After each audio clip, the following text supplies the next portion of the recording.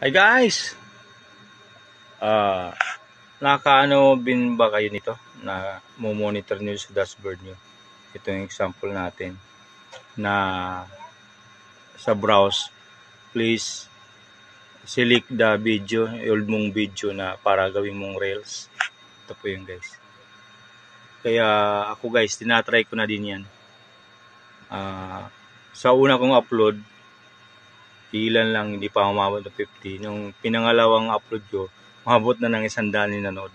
Kaya guys, yung notification to bagong tools or update ni Meta, try po niyo para maganda yung ano din. Kasi sila na mismo yung nagsabi na please browse your reels or video to make sabihin na yung itong video na to ay makahikayat pa ng mga audience at maging reels yung dati mong video. Teka na.